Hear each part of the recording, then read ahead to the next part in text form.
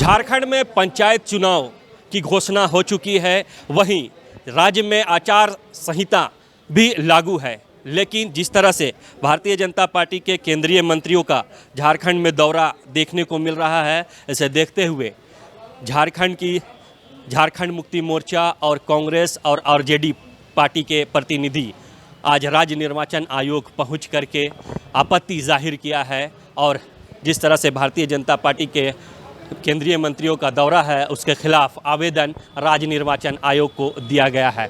आप देख सकते हैं कि झारखंड मुक्ति मोर्चा कांग्रेस के प्रतिनिधि मंडल जो झारखंड के सचिव हैं झारखंड मुक्ति मोर्चा के, वो वहीं कांग्रेस के प्रवक्ता सब मौजूद हुए हैं और लगातार जो है आपत्ति जाहिर कर रहे हैं।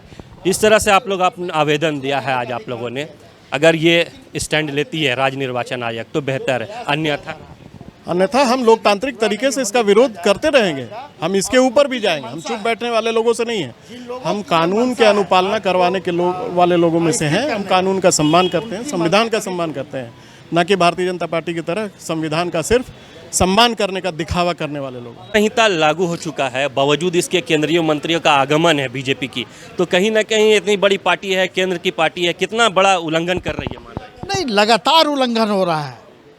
भारतीय जनता पार्टी और केंद्र की सरकार की तरफ से इस चुनाव आचार संहिता का जिस तरह से उल्लंघन हो रहा है, हम लोगों ने 2-3 दिन पहले भी आप लोगों के माध्यम से राज्य के अधिकारियों को, पदाधिकारियों को हम लोगों ने कहा था, अपनी बातें रखी थी।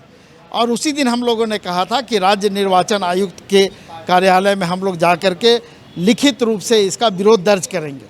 लेकिन उसके बावजूद भी इन लोगों का जो कार्यक्रम है, उस कार्यक्रम में किसी तरह का कोई बदलाव नहीं हुआ है। और 1-2 नहीं, 6-6 मंत्री का कार्यक्रम बन गया है, 19 जिले में कार्यक्रम बना है। और उसमें सबसे ताज्जुब की बात है कि पंचायती राज्य मंत्री का भी कार्यक्रम है और उनकी जो बैठकें होनी है वो सेल्फ हेल्प ग्रुप के लोगों के साथ होनी है, एनजीओ के प्रतिनिधियों के साथ में होनी है।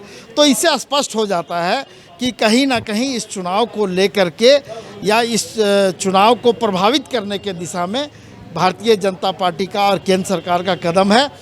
लेकिन हम लोगों ने स्पष्ट रूप से अपनी आपत्ति दर्ज कराई है और हम लोग चाहते हैं कि जब तक ये चुनाव संपन्न नहीं हो जाए, जब तक इस राज्य में आदर्श आचार संहिता लागू है, तब तक इन लोगों के भ्रमण परिदर्शन पर रोक लगाया जाए।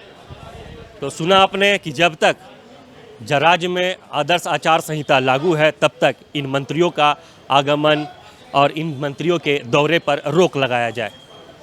देखने वाली बात होगी कि राज्य निर्वाचन आयोग में जिस तरह से आज झारखंड मुक्ति मोर्चा और कांग्रेस के प्रतिनिधि मंडल ने मुलाकात कर ज्ञापन सौंपा है, अब आयोग इस पर क्या एक्शन लेती है। सहयोगी धर्मेंद्र के साथ रफ़ी समी, न्यूज़ विंग, रांची।